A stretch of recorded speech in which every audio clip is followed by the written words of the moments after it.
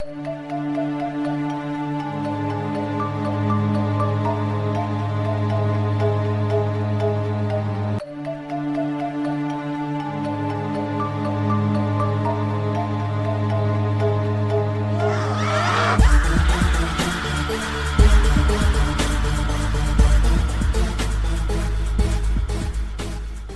up, everybody? Thank you for listening to the Whatcast. Hope you're not sick of us after listening to Casting What's. Oh, that's right. We didn't say it on here yet, did we? No, they love us even more after Casting What's. They're like, holy shit, we've been missing out on the real Whatcasters. That's what they're saying right now. They're like, oh, God, I'm glad you guys took the week off because that was so fucking awesome. That's what everybody says. I know it. Just in case you're wondering what we're talking about, we actually started a second show called Casting What's, where Mike and I get to sit around and just bullshit about nothing with no plans. It is a separate show. We're not going to clutter the Whatcast feed with it, so you'll have to go find Casting What's with the Whatcast if you want to listen, but feel free. It's something to supplement our off week and a place for us just to talk without having to do a bunch of work beforehand. So if people were to look it up, would they have to look up Casting What's, or do they have to actually type in Casting What's with the Whatcast? It should come up either way. We're already everywhere. iTunes is lagging. They got to give us approval, but when I publish the episode, I've gotten all the email confirmations. You can find us pretty much anywhere you listen to us. Spotify was the first place to okay the show, and I know that's where we get most of our downloads and listens, so it's up there. So all you Spotifyers, you'll be able to find us. What about do we have a YouTube thing for that or no? I don't even know. Not yet. That's how new this shit is. I don't even know. I can. They'll self-publish it there. We'd have to make an account and link it to it, but I mean, the first episode we bitched about what YouTube censored, so it would just be knocked down automatically. Yeah, right. All right. So if you guys ever listen, I don't know how many people listen to the show on YouTube. I'm judging by the numbers. I'm going to assume not many. So you guys, you YouTube listener people will not be able to hear Casting What's because it's a different thing. So we're not going to create a new channel for Casting What's because it's fucking ridiculous. Yeah. So go find us on Spotify. Yeah, YouTube wouldn't allow even just us saying words that we do. Not that we're sitting over there like trying to summon a demon or praising Satan or anything like that, but we're just talking about YouTube. Yeah, yet. We'll see how it goes. If we get desperate enough, maybe. Who needs desperation to summon a demon? I just need to fucking give me a few shots and I'm good to go. Let's do it right now, Mateo. Let's summon a fucking demon. It's been a while since we've summoned demons on the Whatcast. All right, maybe tonight's not the night. We got other fish to fry tonight. What are we talking about? We're going to talk about a story that I came across on YouTube. Not a story really, but I guess an entity. And it sounded vaguely familiar, but I didn't take it too serious, but I guess I don't know. I guess it's a species of alien. What's your favorite species of alien that we've talked about so far? A species of alien. Yeah. My favorite it depends on what you consider an alien, I suppose. Just from the classic reports we've covered. Is Mothman an alien? If Mothman's an alien, it's got to be Mothman, right? Yeah, possibly. If Mothman's not an alien, then my only answer would be fucking barn owls. I got to say drill hands, knobhead. Drill hands is awesome. I'm a big fan of drill hands. He's pretty sweet. I like Dick Nose. Yeah. But, I mean, they got nothing on Mothman. I'm sorry. Well, this is an entity that's basically, it has a similar appearance as something we all know, and that is the Michelin Man. You know what the Michelin Man looks like, right, Mike? The Michelin Man. Yeah. You know, when I was a kid, I was not aware of the Michelin Man, but I was very aware of the Stay-Puft Marshmallowman. So when I first saw the Michelin Man, I thought that the Stay-Puft Marshmallowman was the mascot for a tire company. That's hilarious. I had no idea that the Michelin Man even existed. Well, apparently he's existed for a very fucking long time. Yeah, way longer than the Stay-Puft Marshmallowman, but I had no fucking clue. I was a little kid, and Ghostbusters was the greatest thing ever. Yep.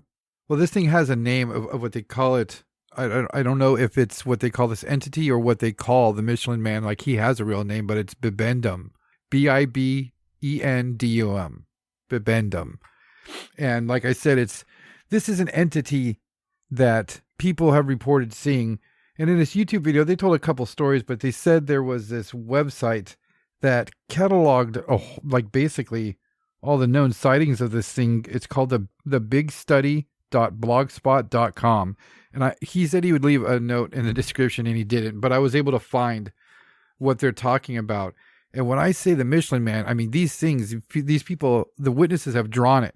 And it's literally the Michelin Man, if you can believe that. But in this article here, it lists, I think it's about 13 different sightings of basically the exact same entity. And it's so strange because just like we like the one-off cryptids, I mean, Dick Nose and Drill Hands, Knobhead, those are all, basically single sightings of aliens. And so like a very off species of aliens. We all heard about the Greys, the Mantises, and all that stuff. We can even get into the rock people of Jupiter. We know all these different species. We know that Paul Hellyer talked about there being 12 different species on Earth operating. There's the Palladians, there's the fucking Nordics, all that stuff. But I think when I first mentioned this to you, you said we covered an entity that was described like this. And at the time, I thought it was just one of these one-off alien sightings. But apparently there's a shit ton of sightings, and there has been since the 50s. Yeah, I'm pretty sure in our first year we covered one of these entities. I'm like 90% sure of it.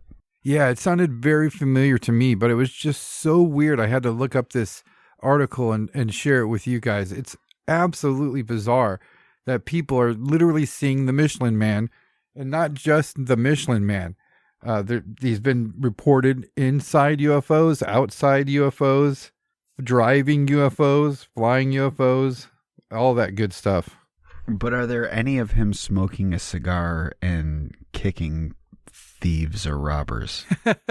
No, and we should probably talk about that a little bit. I mean, when you look up the earliest depictions of the Michelin Man, not these creatures, not Bibendum or whatever, they're fucking creepy. It's absolutely creepy. He's always smoking a cigar. There's old posters where he's stomping over cities, kicking people. There's one poster is my favorite. He's got like a mummy pinned under his foot in a gladiators arena. He's got a big sword and shield, and there's another mummy trying to attack him. And there's, I guess, a few of the posters, the slogan is loosely translated into saying something like, now is the time to drink. And I guess that's a bad translation, because after reading some more of their posters and translating some of the stuff, it kind of means more of Michelin tires will drink anything in its path, like glass, nails. It's able to handle anything in its path. I guess, I don't know how you get that from now is the time to drink, but the depictions of the Michelin Man from the early days, it's fucking terrifying, nightmare inducing on its own. And can you imagine being around like in 1920, seeing the Michelin Man as an entity? I mean, knowing how terrifying it is.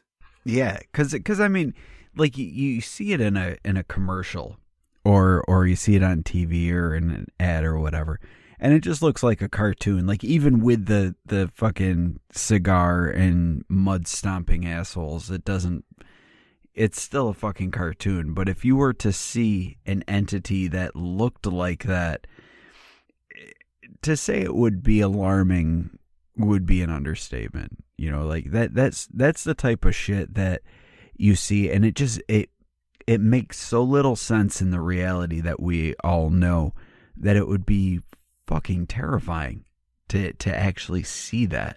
Absolutely. And you'll see some of the pictures I'll put in the show notes, but when I say that they're saying it looks like the Michelin Man, that's what they're saying. They're saying it was the Michelin Man. It's like if I told you we saw an entity that had fucking a yellow jumpsuit on with white face paint and a red nose and red hair. I mean, that's Ronald McDonald, and the similarities are that close when they witness this thing and they draw it in their pictures. So this is is this exclusively a French entity, or is it primarily in France, but it's spread outwards from there? It's mainly in France. It's been spotted in Spain, the UK, and even the United States, Argentina. Really? Kansas was the United States sighting. So, I mean, it even acts like an alien entity. It's not just confined to one place. It's doing alien stuff all over the globe. Was France the first place it was sighted?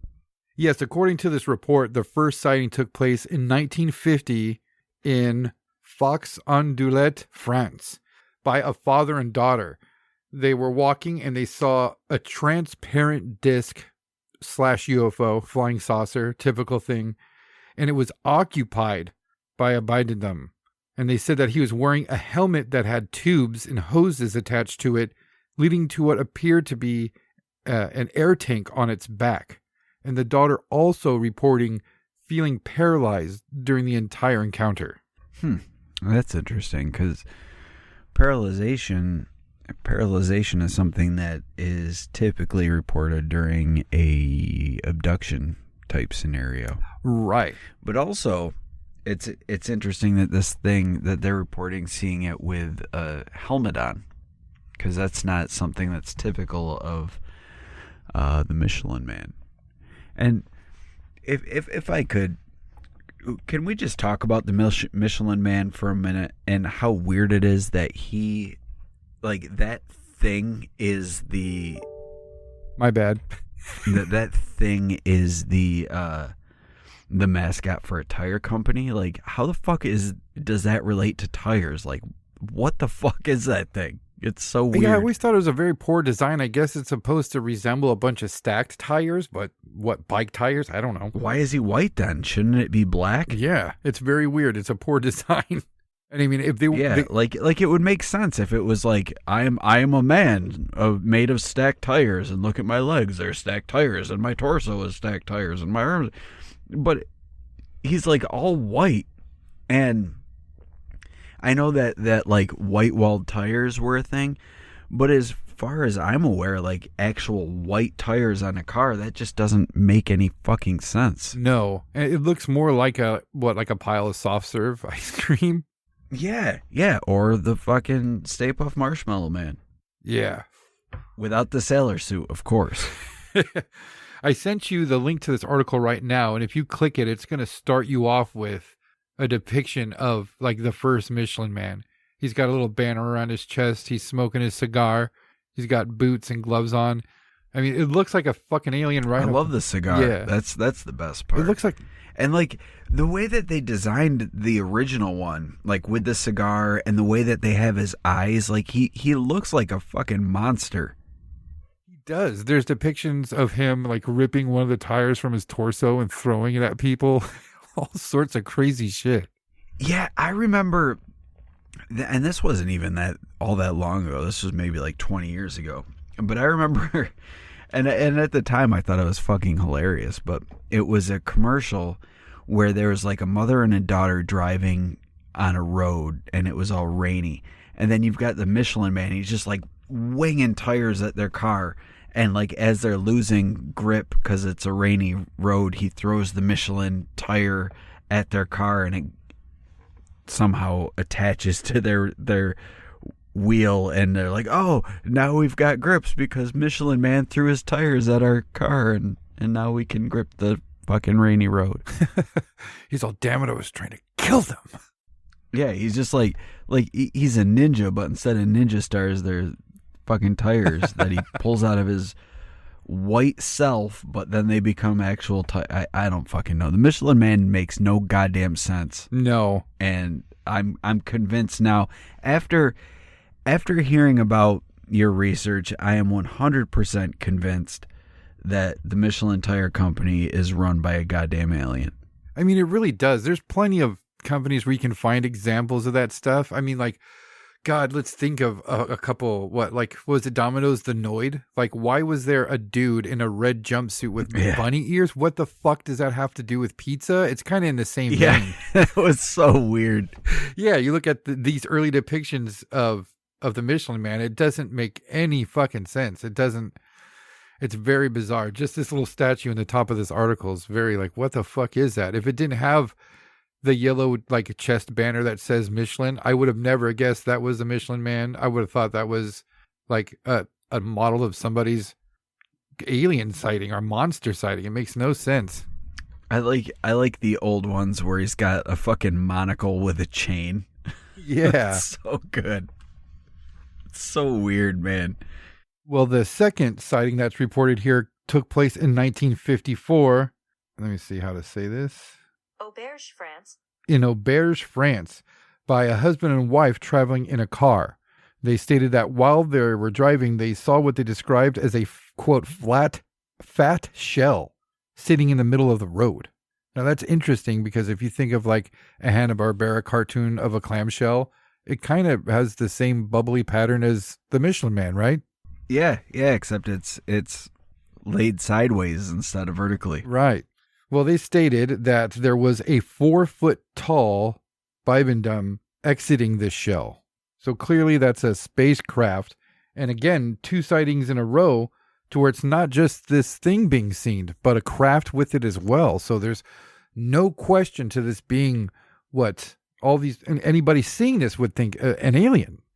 So if you don't mind, I would like to step in here with a question for our listeners and for you also. So when we see strange entities or creatures or whatever, and they're tied to what could be described as a craft or a UFO, automatically everyone immediately assumes it's an alien. Why is that though? Have you ever like really thought about that? Why, just because there's some sort of craft that we are not aware of, does it necessarily need to be from another planet? You know, I to me, it seems equally as far-fetched to say that it's a being from another planet as it would be to say it's a being from another dimension, or a being from the fucking ocean, or a being from the center of the earth, or a hidden race of being, you know, like it's just, it's interesting to me that we automatically assume when we hear that there's these creatures and that there's a craft, that it is immediately, it's got to be from another planet. It can't possibly be from our planet or our reality. It's got to be from somewhere else. I think it's just... But we've seen time and time again where these things are showing up on Earth. Like, at what point do we just say, yeah, this is some sort of hidden thing that exists on Earth? You know, maybe it is native to the Earth. Maybe it's just like some sort of hidden or forgotten race, you know, and maybe this Michelin Man suit, it's not the being itself, it's the suit that it's wearing so that it can live on the surface, or, you know, whatever. Right, and then the addition of tubes to what they called an air tank, it's some type of protective environment for this entity. Yeah, it's like the Michelin Man suit, it's like creating an ecosystem for this thing, it's regulating its life, its breathing and the pressure and all that shit. It's the Michelin Man isn't the being, it's a suit. Yeah, and I very much get that feeling. I totally agree with what you're saying. There's a couple more accounts where they say it had a helmet. There's a couple other accounts where they describe tubes and some type of tank on their back. It's interesting. I don't know, with this case, with this Michelin Man, Bibendum, is, I think it's just a regular trope of UFOs and aliens. That, I mean, 1950, it's like good timing to where, like, somebody called it a disc, a glowing disc. That's typical of UFO stuff. But I do find interesting is somebody describing what they say is a fat shell. What the hell is that? That's very unvehicle-like. That's not the norm when it comes to reportings like this. But I think it's very much influenced by what, I don't know, like if this took place earlier, before people were reporting flying saucers and discs, would have they reported a disc? Maybe I think it's people just being influenced by the. Yeah, that's a good question. Yeah, it's just the normal standard and what UFOs are and aliens, that they were being bombarded with that stuff, pretty shortly after these sightings. What if the Bibendum Man is also the Mad Gasser of Mattoon? Ooh, that's a good theory there. That's why he's in a protective suit. I mean, I got nothing to go on other than the fact that it's got a backpack with hoses attached to its helmeted head. But, the Mad Gasser of Mattoon happened in the mid-40s. Yeah. Which is before the great UFO flap. Yeah. It's before, it predates Kenneth Arnold and Roswell. Sure does. For those that don't know what we're talking about, go buy some Monster in My Pockets. And for those that don't know what Monster in My Pocket is, you're too young. Go to bed. Here in the next sighting takes place in 1955. So this is shortly after the start of the UFO flap, but it takes place again in France, in Dinan, France. And this is a solo dude who was sitting at home. He was actually walking outside his house. He states he was, again, paralyzed by two Bibendum who were exiting a large domed disc, is what he described it as. That was in his courtyard. And what year was this? 55. Okay. He stated that they had, quote, boxes on their chest and walked quite awkwardly. Now, tell me if you agree. If I'm seeing something that's described as the Michelin Man walking awkwardly, do you think he's kind of weightless a little bit, maybe floating to one leg to another, or robotic? Ooh, that's a good point. I was like, I don't know if it's walking like it fucking twisted its ankle. But we've talked about this before, like how sightings in the 50s really just kind of have this air of weirdness about them. Like they're almost like they're the sightings that are being reported mimic the sci-fi schlock of the time. Right. Like the discs with a glass dome over the top. Like that's very classic 50s sci-fi bullshit.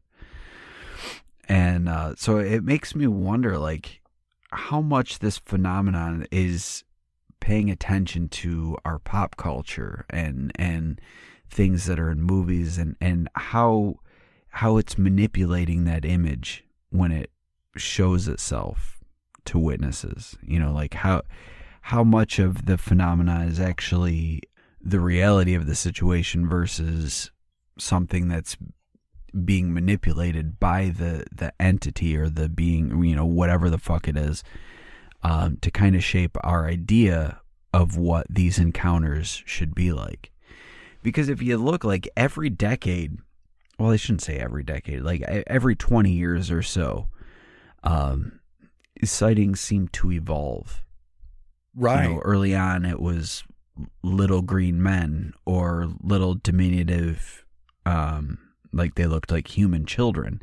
And then we go ahead to the late 50s and into the 60s, and that's when we start seeing reports of grays. And it seems like every 20 years or so, the UFOs themselves seem to change. 100%. When was the last time that we had a report of like a cigar-shaped craft? Exactly. Or like the typical UFO, like the flying disc with the ports around the dome top. part. Like, yeah. When was the last sighting of that we've heard of? Yeah, there's always these cool, like I've seen it on posters where they have like almost like a chart of UFOs through time, and it's I don't know. Yeah. It's like there's the like you said, cigar shape, regular disc, flat disc, almond shape, egg shaped, and it just evolves from there till we get triangular shapes, boomerang shaped craft. Yep. And and now we've got the tic tac. I mean. Yeah. I always do that.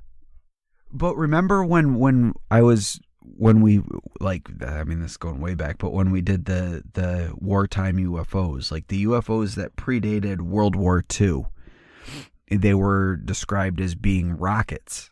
Yeah. And that was in the early 40s, the late 30s and early 40s. We were getting reports of these fucking ghost rockets, and that's exactly what they were being described as rockets. And then it slowly evolved to the Foo Fighters and like these glowing lights in the sky and these small discs. And then in the late 40s and into the 50s, we started actually having the disc-shaped craft reports. And it's interesting over time how things evolve, and it doesn't seem like it goes back.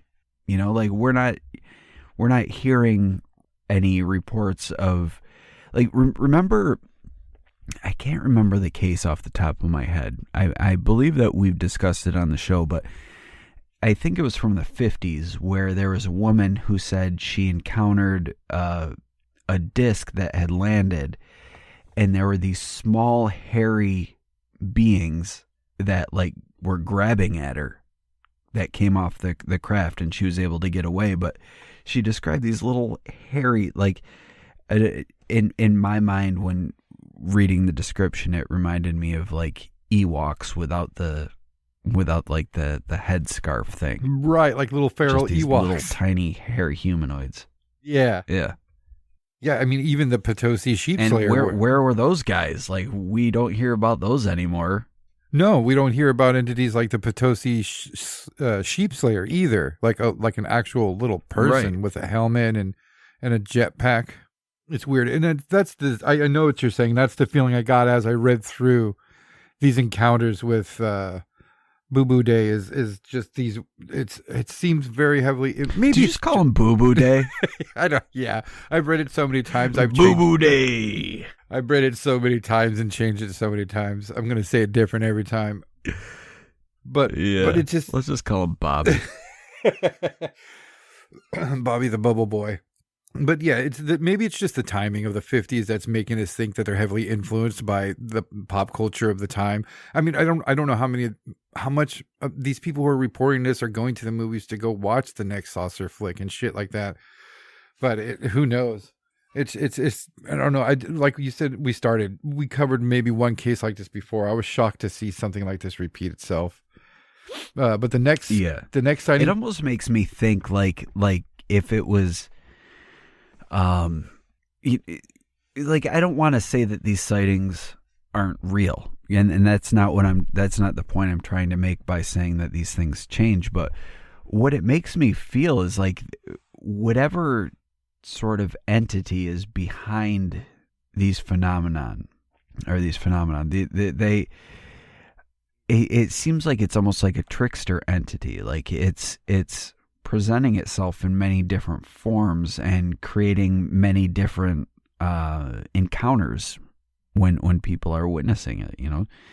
And even today, when we're getting people that have abduction experiences, we have a huge spectrum of experiences. You know, you've got some that have horrifying nightmare experiences where it's like they might as well have been dragged to hell. And then you've got other people that report having pleasurable experiences where they felt enlightened or at peace as a result of their interactions with these entities. So it makes me wonder if maybe it's just one type of thing that's just creating these different experiences, like the archetypal trickster from mythology.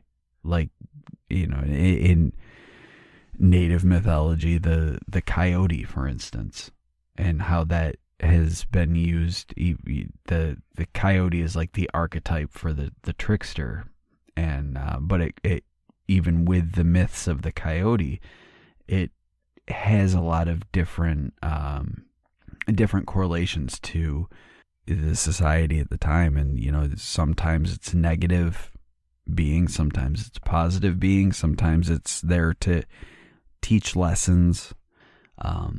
So I'm curious if this sort of thing is, if it's all part of this grand scheme to like trick humanity and as a result, it's just creating these different experiences with different entities, but it's the same fucking thing, just taking different faces. That's very interesting. And when you link the trickster entity to aliens and stuff like that, I mean, just think how far back trickster entities go. We're talking about Greek mythology here, Loki and stuff. Far. I mean, even farther back than that. Like the trickster has been, it's been part of mythology as long as religion's been a thing, really. Absolutely. It probably even predates religion itself. It's so interesting when we talk about every continent having their own Bigfoot, and people throughout history and time immemorial reporting wild men and gigantic apes and stuff like that. I think we should remember that. So have trickster entities. They've been reported in almost like every culture in the world. And it's funny that, like you're right, you can go back to Babylon and they'll talk about trickster spirits and stuff like that. So it seems like there's always been something here trying to fuck with us. Yeah, you can look at Christian mythology, where you've got demons and Satan. Like I mentioned earlier, with Native American mythology, you've got Coyote. And with a lot of these UFO and alien encounters, it kind of follows the same type of thing. I've said this many times, where it follows like the old fairy tales, like not Grimm's fairy tales, but like the stories of the Fae and fairies, pixies, elves, whatever, and their interactions with humankind, and they all kind of have like a trickster sort of thing to them, where they use like some sort of glamour or enchantment to trick humans into coming into the fairy realm or another dimension or whatever, whatever you believe. But it's so similar to the stories that people report with alien encounters and abduction scenarios specifically, that it's really hard to separate the two. And I think the only difference between the experiences is the time that they took place. So it's just really the how you frame your experience. And now we're in an age where we've been to space as a civilization. Like humans have been to space, and we see all these things in the sky, and when we see like a glowing light or this weird object in the sky, how else are we going to describe it than by kind of putting it under the filter of our own experience, where we see things in the sky and it's like that's an aircraft because it's in the sky, flying in the sky. Yeah, good point. So it's obviously an aircraft, and if it's not a plane or a helicopter or a drone, then what else comes from the sky? Clearly things from space. And what lives in space? Aliens. So I think we're kind of looking at things through the scope of modern technology and our own experience. But in the past, if people were to see this glowing light in the sky, they could interpret that as being an angel, or they could interpret it as being like a fairy light. Right. It takes on these a different context based on the time and the I guess your society and the culture that you're growing up in.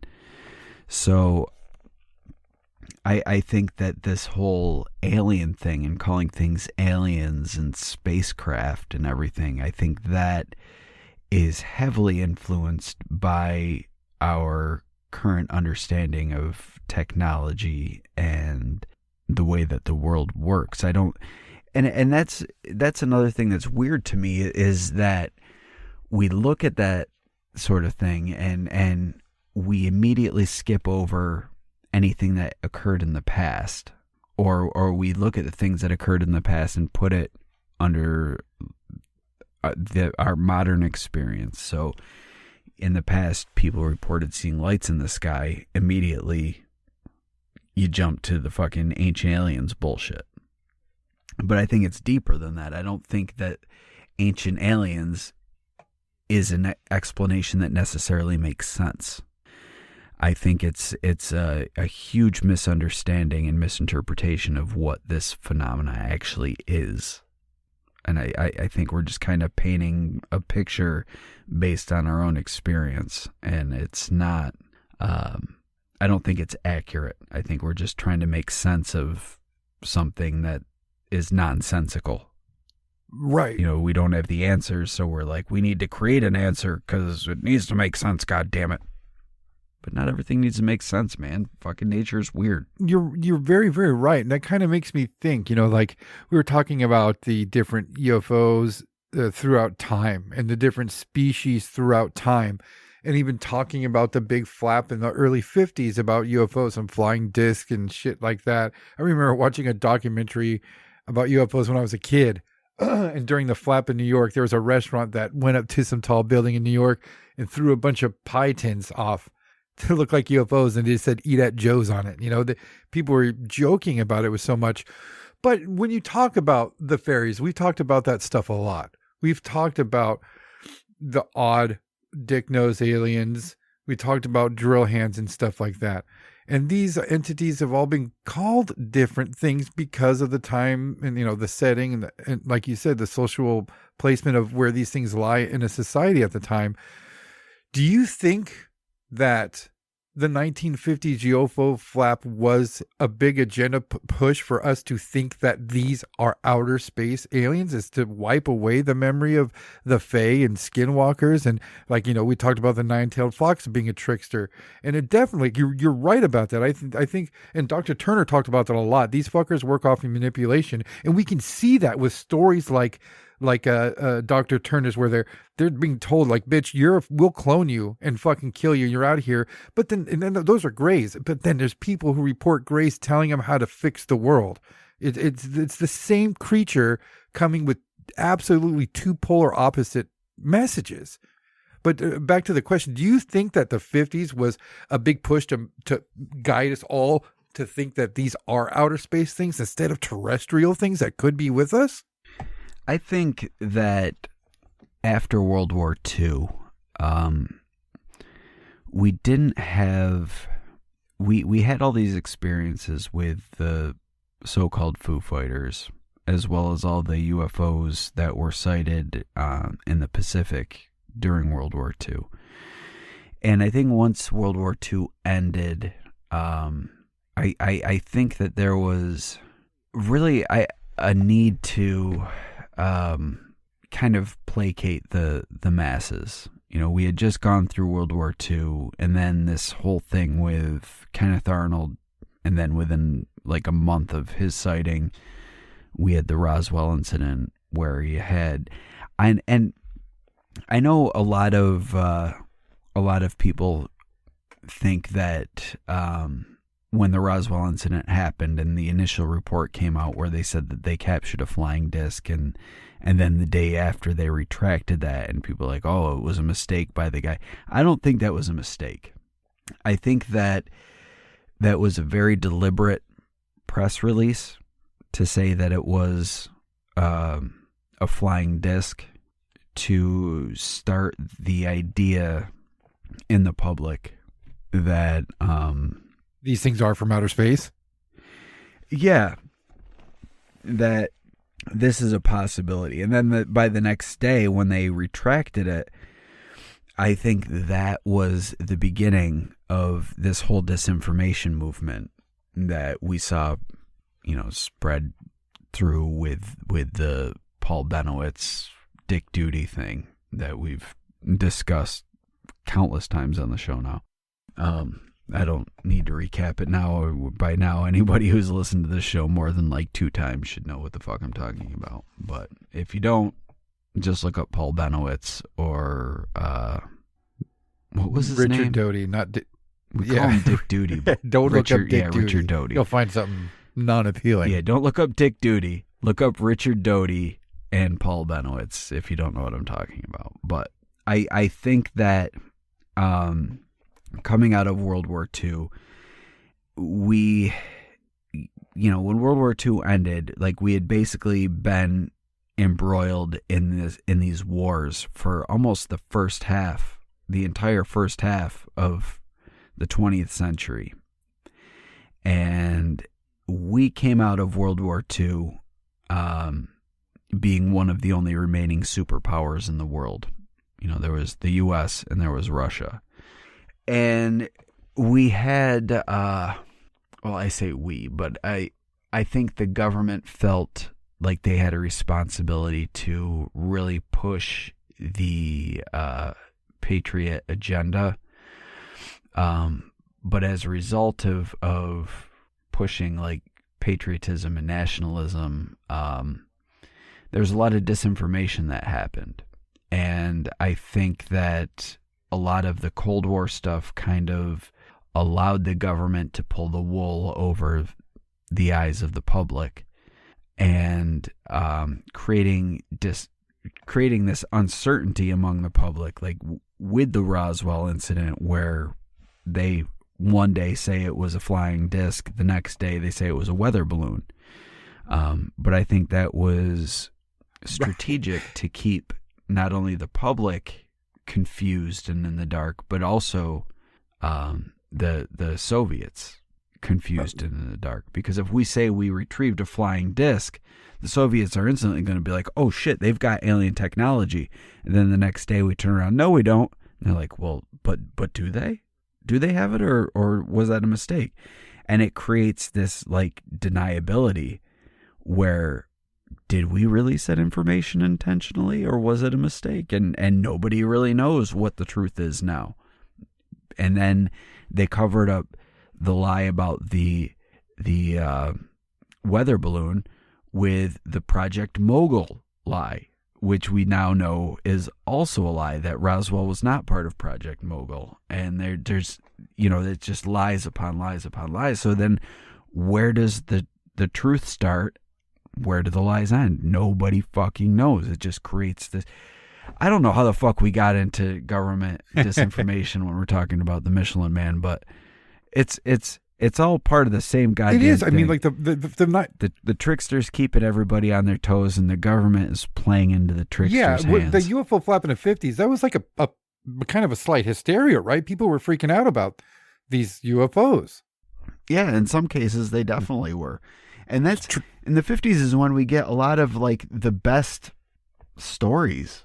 Like, wasn't Flatwoods in the 50s? Yeah, all the good stuff was in the 50s, late 60s. Yeah. I mean, the trauma-based mind control. Yeah, 50s and 60s. Like the height of Blue Book is when we get all the weird shit, man. Yeah. Let me pull up the next case here. But how much of that was used as conditioning for the public, though? And like how much... I'm also curious to know like how this shit tied in to MK Ultra, if at all. Right. Like, was this part of like the mental manipulation that went along with MK Ultra? Was this like a lesser form of conditioning on the populace? What do you think about? I mean, of course, there's fear involved, like you said, the World War, and I mean, it's to me like you saying it that way with Roswell. I mean, that's just perfect. Just a beautiful way to not just cause deniability, just to not to like flopping back and forth like that. You're flying saucer. If I'm not mistaken, I mean they had already talked to the military officials and they said, okay, print it. It was a flying saucer. So, but to switch it to a weather balloon. Yeah, the day after Roswell, that's because keep in mind, at that point when Roswell happened, we didn't even have an Air Force yet. Right. It was a representative from the Army that came out and said that they had retrieved a flying disc. Within a month of Roswell, the Air Force was created.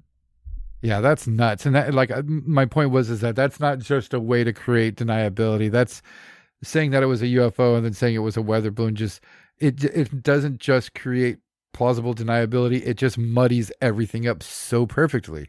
Just like you said. Well, and let's think about that honestly, though. Like, you've got the U.S. Army, right? They're supposed to know their shit. And you've got a guy coming out one day saying that they retrieved a flying disc, and then the next day you're saying, oh, our army is so inept that they can't tell the difference between a flying disc and a fucking balloon. Does that make any fucking sense? No, imagine them trying to pull that in a post 9/11 world. How pissed off people would be. They just released, we've got a UFO, and oh, sorry, it's a weather balloon. I mean, just right off the bat, so do you guys know what the fuck's going on in the sky or not? You know, how mad that would make people. Yeah. Like I'm surprised they didn't try telling us that it was a fucking hot air balloon that crashed into the Twin Towers. It wasn't a plane. It was swamp gas that blew up the towers. I mean, really, they could have fucking used UFOs at that point if they wanted. You know, that's the. I know we don't talk about conspiracy theories a lot on the show, but the conspiracy, like there's a lot of I think that there's a lot of evidence to suggest that there's a conspiracy for 9/11, but there's some ridiculous shit. I remember hearing on Coast to Coast one time, John Lear's son was talking about 9/11 and how the planes, there weren't even planes there. They were fucking holograms that were displayed over New York City while the towers were being blasted by lasers from space. Oh, wow. It's fucking ridiculous. Yeah, like that takes the conspiracy, the 9/11 conspiracy theories, and just makes it completely and utterly ridiculous. And I think that there's a reason why people like that exist as well. And I think it's to discredit any conspiracy movement and to kind of any conspiracies that have, or any conspiracy theories, I should say, that have some sort of truth or fact behind them.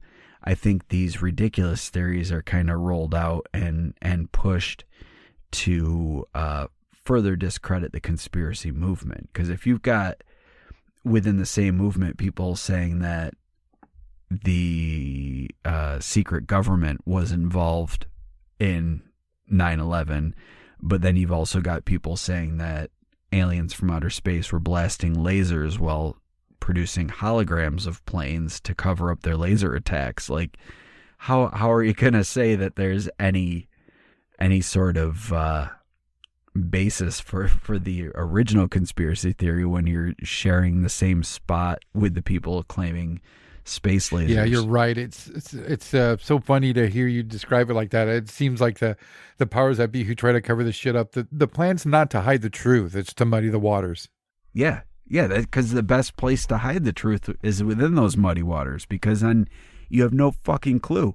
Like, you could have someone tomorrow go on the news talking about Roswell as being completely 100% real. We recovered a craft, we recovered the bodies, blah, blah, blah. They could be on every news outlet ever, but because of the muddy water around the whole Roswell incident, no one's going to fucking buy it. They're going to be like, okay, this is just another asshole coming out trying to talk about Roswell, and we all know how that goes, and no one's going to fucking buy it. Just like Bob Lazar. Bob Lazar could be 100% truthful. His story could be 100% accurate, but because of all the bullshit that has gone along with his story, no one's going to buy it. Right. Make the unbelievable. I mean, you'll have your hardcore conspiracy theorists buying it, but the general public will never buy Bob Lazar's story ever. Yeah. Never going to happen. Well, back to our next sighting of Bibendum. Oh, shit. Yeah, we got... Wow, we went way off the rails there, didn't we? I think it was good talking about, like, I don't know, there's a lot of good points that you brought up there. It's very interesting. But in 1960, Jerez de la Frontera, Spain, a motorcyclist was riding his bike when he spotted two dimbledores near the side of a road some distance ahead of him. He described them as... Did they throw tires at him and make him super grippy to the road? No, he described one as being very, very tall, possibly 7 feet tall, and another one appeared the size of an average human. But he said that they were red in color, and the smallest one having his one of his boots black. And they said that it walked as if it was injured. Interesting. That's, huh. And So it almost seems like if they're red and one had a black foot and was walking weird, like that makes it seem like it's like it's their flesh, and the black was he damaged it or something. Yeah, or maybe like a variation on the same type of entity. Yeah. Or maybe it's like a robot type of thing, and the black leg was it got its leg fucked up and it had to get replaced by a different robot leg. And like, fuck, we ran out of red. We don't have any goddamn paint. Just throw a black one on there and call it a day. It's like fucking C-3PO from The Force Awakens with the red arm. Yeah, exactly. In 1962, Newbury, Berkshire, solo dude saw what he described as a very tall Bibendum walking up the slope of a nearby road. 1967, Pierre Baffier, France, a driving couple. This case states that the couple were on their way to Pierre Baffier, France, and randomly saw a 3-foot tall Bibendum standing on the side of the road. He said it waved at them and then floated away. So Bonky Boo can vary size and also has different abilities, it sounds like. Right. So you could have like a 7-foot booby man, and then you could have a 3-foot bunker bum, and they're the same thing, but they're just different sizes. It's like the fucking the night crawlers. They come in different sizes. Yeah. I like the fact that this one waved and it just like floated away, like whee. Yeah, they like to wave at people. Well, yeah, they're mascots. Mascots love waving. In 1968, I'm not going to attempt this, so my phone's going to say it. La plaine des Cafres, Île de Réunion, France. A farmer saw an egg. Yeah, I believe it. Yeah, beautiful language, French. A witness saw an egg-shaped craft with pedestal-like formations on the bottom and top parked in his field. With inside the large transparent bay windows, again like the 1950s trope of a UFO with windows around it, were 2 babadillas about 3.5 feet tall. Said that the area was not inspected for several days after, but when it did contain elevated levels of radioactivity. That's Yeah. So this was an egg-shaped one, but it had the classic windows all around it and the landing pod. Interesting. 1972, Buenos Aires, Argentina. A man noticed a brightly glowing object in the sky, described as a domed disc with 2 windows.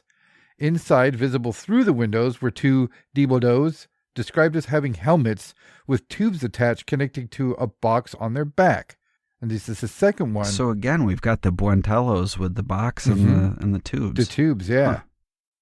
God, let me see. This is another French one, so do your thing, telephone. 1974. Saint Nazaire on Mountreville. I don't know why it changed voices. That's weird. Again, in France, 3 different motorists reported seeing a small dibodoo on the side of the road, with one claiming it ran up to their car, knocked on the window, and then ran into some bushes. So these things like to be seen, and they acknowledge the witness, and then they're like, fuck you, I'm out, see ya. Yeah. And then they just bail. Yeah, they either float away or run away. They're just like this very much sounds like a trickster entity to me. Yeah, it sure does. It's not shy at all, is it? Well, it isn't until it is. Right. Like it wants to be seen, but then once it's seen, it's got to fuck right off. It's like, oh, you saw me. All right, see ya. Bye. 1975, Reunion Island, France. A 20-year-old male, was jogging home when he began to hear beeps in his ears, which grew louder until he saw a, quote, metallic domed disc in the road. He stated that he felt forced to stop when he was hit with a giant wave of heat and then became paralyzed. He noticed a 3 feet tall dookie-doo descend from a set of stairs coming from the craft, followed by 2 more. He said they had antennas on their heads. One had a porthole in his helmet, but he could not see a face within it. He was then knocked to the ground by a giant flash of light. He said that he was thrown to the ground and the beings re-entered their craft in a hurry and saw the craft take off. So again, we've got Bibendum Man with his fucking helmet on, making sure the person sees him, and then he knocks him on his ass and he's like, I'm about to fuck right off. See ya. Yep. Like, it's so weird that this is a recurring thing. They make sure the witness sees them, they acknowledge the witness, and then they just fuck off. Yeah, very different from Greys and stuff like that. Yeah, like this really sounds like a trickster entity to me. Like, it doesn't sound like an alien. I know that there's reports of having antennas and fucking hoses and spacecraft and whatnot, but I really feel like that's part of the whole presentation. Mm-hmm. Like, I don't think it's necessarily the reality of the situation. I think they're presenting a situation, and people are just kind of putting their own interpretation on what they're witnessing. Yeah. 1976, Leiria, Spain. A couple spotted a bright oval light in the sky. A few hundred yards later, they noticed something on the side of the road. They described it as more of a silhouette than a solid entity. Its suit was dark and had the recognizable folds that Bibendums usually do. They said it had 2 lights on the top of its head. They said that it did not walk, but floated above the ground. They also stated that as their car passed it, their headlights and pretty much all the electrical in the car dimmed or started to fail as they passed it, and it all corrected itself as soon as they were away from it. Yeah, again, it's pulling energy, which is something else that I've mentioned about alien encounters or encounters with these sorts of beings. That it's almost, I guess it happens more with the ghosty type sightings, but where they're pulling energy from something. In this case, it just happens to be the electrical work on the car that they're pulling the energy from. But it's so weird how similar these sightings are, but also how different they are. Like this one is described as having blinking lights on its head. This is the only one we've got with blinking lights on its head. What the fuck? Yeah. Why are you blinking lights on your head? And maybe is that like, are the blinking lights like an energy transfer maybe? Is it lighting up because it's pulling energy from the car? I don't know. The last one I got here is from 1976, West Kansas. A couple were driving in a rural area when they saw a group of UFOs. They said that 3 quickly became 4 and 4 quickly became 5. Now, I don't know if this is, I don't know. I got to do more research on Betty and Barney Hill. It's been a while, but they say that this is Benny and Barney Hill's case. They said that they saw 5.5 foot tall Bibendum, and they say they were responsible for Belladonna's, like the lead singer from Anthrax? Bibendums. They said that these were the entities that abducted them and experimented on them and all that stuff like that. Do you remember what type of entities they described as what happened that did that to them? I know they were hypnotized and it was recorded, but it's been a while. I don't remember it being Bibendum, man. Let me pull it up really quick. Yeah. All right. So what I'm seeing here is they saw humanoids that were wearing glossy black uniforms and black caps. I wonder if those uniforms were puffy. Yeah, I don't see anything describing them like the Bibendum Man. It's the last case that's in this article about these entities. And yeah, we already did a lot of discussing about what they possibly could be. But again, just when you see these people's drawings of these things that they're describing, you can't call it anything but the Michelin Man. Yeah, that's undeniable. The folds and everything like that. There is another description I saw about Betty and Barney Hill, where they're saying that they were 5 feet tall and they wore blue uniforms, and they appeared to be nearly human with black hair, and they had prominent noses and blue lips with gray skin. What the fuck? That's a little weird. That's a little far-fetched almost. They were little solid gold dancers. Yeah, maybe they were ballerinas. Who knows? Bombadina ballerina. Thank you for listening to the Whatcast. You can find us on Twitter, Instagram, Facebook, iTunes and YouTube. Enjoy the podcast? Get yourself a Whatcast t-shirt or a sticker pack. Who was that dude on that one episode? Try the links in Homie's page. All this and more can be found at www.thewhatcasters.com. Thanks again for listening and have a great week.